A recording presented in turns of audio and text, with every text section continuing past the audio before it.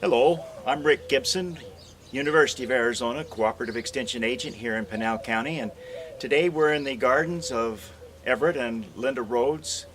Everett is a good friend and has been a long-term extension agent and professional here in Pinal County. He has a spectacular garden, beautiful tomato plants that we're going to be looking at today. Everett, when did you plant these?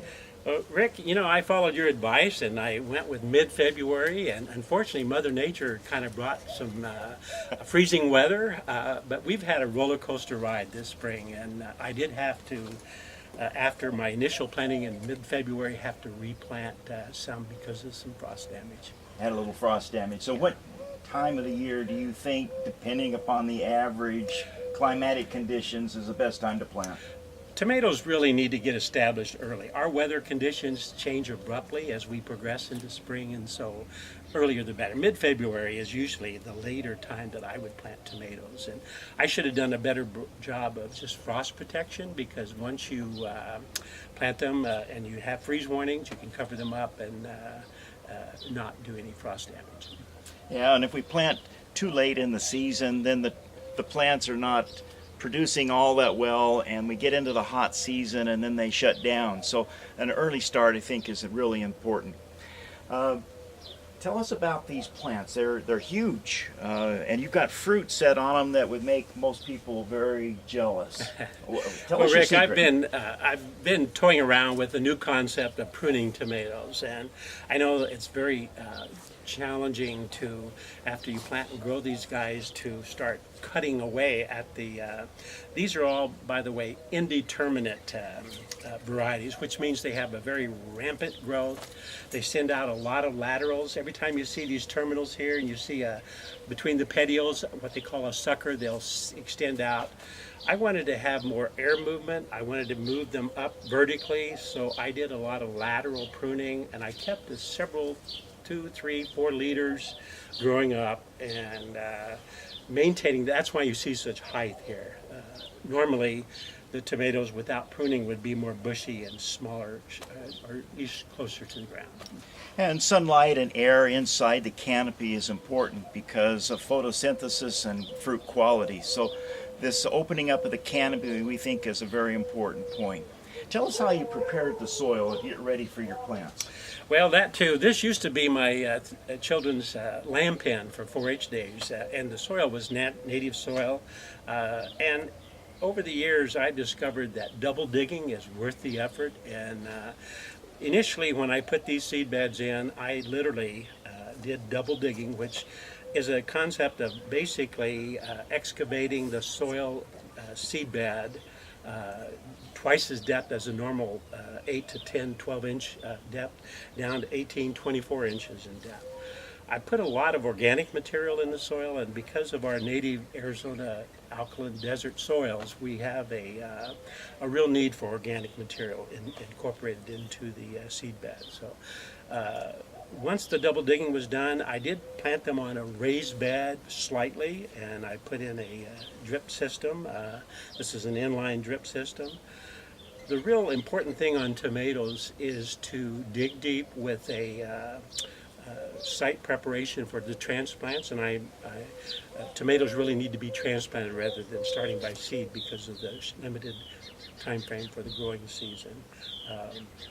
When I transplant the tomatoes, I actually remove some of the bottom terminal or bottom branches so that the stem itself will grow what we call adventitious roots, and you want that. So digging deep and planting deep is very important to me.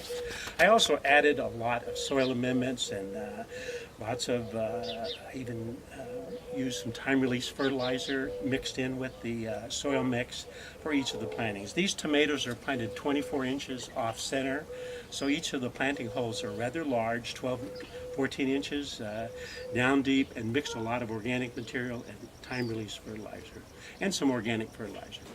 Well, Everett, let's talk a little bit now about the varieties that you choose to plant. I know you've got some favorite ones over some of the others. How do you go about selecting what varieties you want to Well, Rick, that's a good question. I'm amazed at how many varieties are out there. Every time I go looking for a particular variety, I find so many other inviting ones. So I like to experiment around with several different varieties and see how well they do. But I guess one of my favorite varieties is Celebrity, and it really comes down to a personal preference. The Celebrity is not a huge slicing tomato. It's not a small cherry tomato. It's a nice size.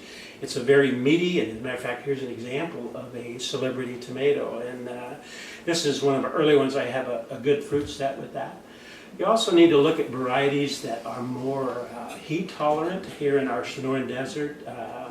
And I have been mixed reviews on certain varieties. I have, for example, I purchased a solar flare and a heat wave side by side, and it seems like right now the solar flare is performing better. But sometimes I also think tomatoes are so reaction to Mother Nature, and by that I mean our various, we've had such extreme variations of temperatures, and different varieties will, I mean, we've had some very warm spells, triple digit weathers, and then we've had low fronts come in, a much cooler spell. But personal preferences, if you like, and I like to grow some small cherry tomatoes. I like this is a yellow pear. We like to call them light bulb tomatoes because they do look almost like a light bulb.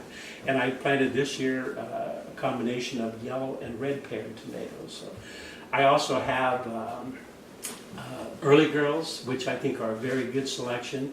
I'm a very strong advocate of trying to get tomatoes early, fruit set, before the real hot weather arrives. And when you look at the maturity date on the varieties, that is a real, I steer away from those long maturing varieties because in our desert, by the time they start to really perform, our real hot weather has arrived and tomatoes just do not work well in hot weather. And it seems a lot like the time between the last frost and the first 100-degree temperature is getting a smaller window. And so I agree with you. We probably need to look at these quicker maturing varieties to move forward.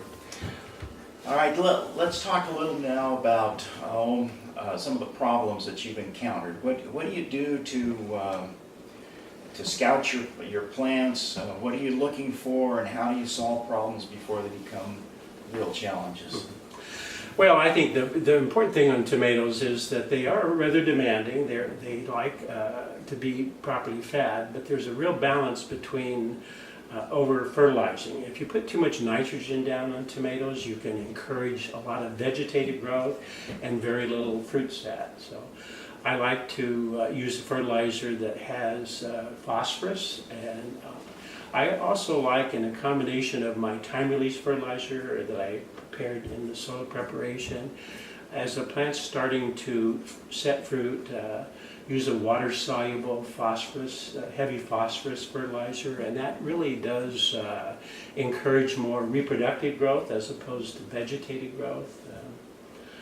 As far as looking for, we have a little fun and games with my grandchildren on the tomato hornworm hunt, and you know they're very difficult to spot, and but you're very aware of their presence when you start seeing the foliage being eaten up, and you see little droppings from the large caterpillar. And because they're so hard to find, I challenge my grandkids to go out in the garden and find the tomato hornworms. I get a nickel for every one they find, and I will mechanically take the caterpillar off the tomatoes. And I haven't had much aphid problems, but sometimes they emerge. But quite often the overpopulation of aphids will be followed with a good population of predators, lacewings and others. So the biological control is kind of, I very rarely have had to put any chemical insecticide on the tomatoes.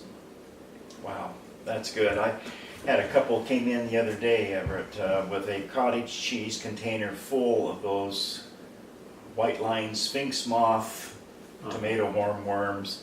They are hard to see. They're camouflaged. They got a white line along their body segment, and it's almost like they are hidden amongst the foliage. they do have voracious appetites, and I think hand picking is probably the best solution.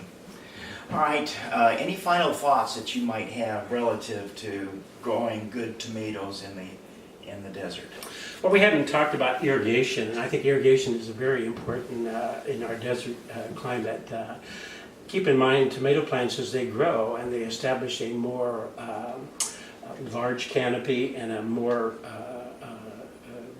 volume of root growth, they need to be fed or watered regularly. And soil moisture is so important. I use the soil probe that you provided in the extension office to kind of monitor how much moisture I have down below the surface level. I also use an automated drip system, so I'm constantly looking at some of the visual indicators. Obviously, in the real warm part of the day, if I see some heat stress on the tomatoes, that's not good.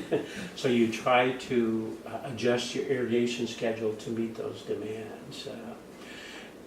It's not uncommon for me to water on the drip system for several hours. Each emitter, and I have the plants at 24-inch intervals, the emitters are 12 inches and I have 2 lines on each row of tomatoes. So you can do that.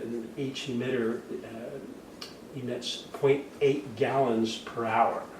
So when you water for several hours, you know basically you're putting 3 or 4 gallons of water down in the root basin or around the drip line of the tomatoes. But they need that moisture, and keeping the soil moist but not overly saturated is very important. Some of our viewers may not have a big garden area. What's your thoughts about growing tomatoes in a container? You know, they're very well adapted to that. It's important to have a larger container, and simply because the heat and the size of the tomato plants, I would say at least a 10-gallon container would be a good starting point. And you can also, if you want to grow patio tomatoes, you can grow a determinate variety, which is a tomato variety that is less volumes of growth, and it tends to set fruit at the same time, and it's not as long in the ground as a determinate variety. It's not as long of a growing season. So those are considerations.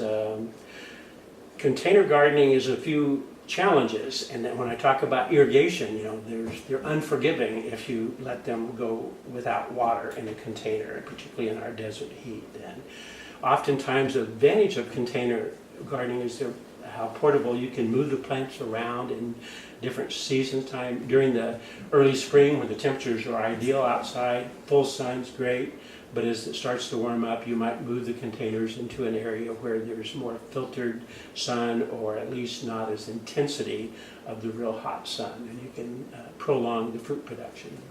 Well, thank you very much, Everett. We appreciate your time today. Thank you for sharing with us your garden and all the fun things that you're doing. Very happy to do that. Appreciate it. Thank you, Ray. Thank you all very much for viewing our video, and if you'd like more information, you can look at our website. We have a number of different items there that might help you in your gardening activities.